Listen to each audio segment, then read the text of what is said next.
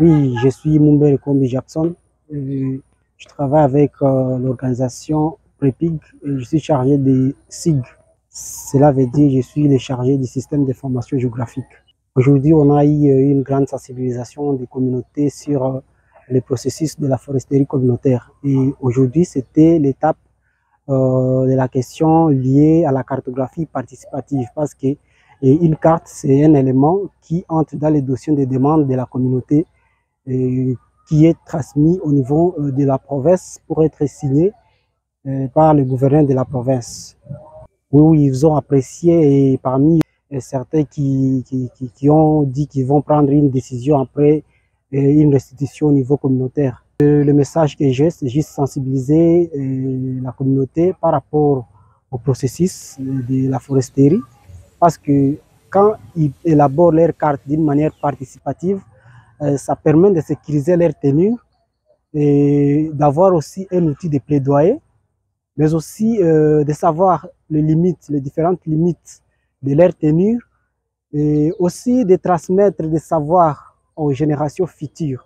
Donc, j'appelle toutes les communautés confondues du secteur de Bapere d'amorcer le processus de la foresterie communautaire pour essayer de sécuriser leur tenue. Agana mazuia mpango lebu wao ndo kabisa ikanda agana pola ndo le uzaifu ne katikati ya siku wakati mwa fulani ani menase na bana tu yaongea na sécurité upande wa faiblesse na sio menase vile au sécurité pour élaborer une carte participative et inclusive. Donc la communauté doit passer par les différentes étapes. Premièrement, il y a la sensibilisation. Donc, cela permet à toute la communauté de savoir et informer toute la communauté, même les voisins, les jeunes, les vieux, sur le processus et l'importance de la carte participative. Deuxièmement, il y a une réunion communautaire qui s'établit. Donc, on fait appel à toute la communauté et aussi les voisins, donc le papa, les mamans et aussi les jeunes par rapport, ils sont informés par rapport au processus. Pendant cette réunion communautaire, ils font ce qu'on appelle profil historique. Ce profil historique permet à la communauté de savoir leur origine, les ayants droit et aussi les différents lignées qui se trouvent dans ces clans. Après, on fait l'esquisse au sol. L'esquisse au sol, c'est le processus qui permet à la communauté de dessiner leurs cartes sur le sol.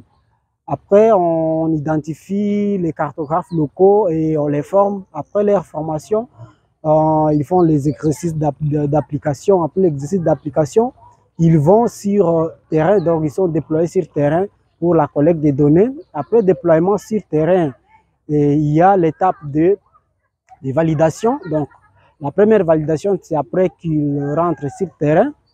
Après cette validation, il y aura encore un autre traitement. S'il n'y a pas de bugs, on produit donc la dernière version de la carte. S'il y a un peu de soucis, ils vont encore sur le terrain collecter les données. Après, on retraite les données. Après avoir retraité les données et on produit la dernière version des cartes.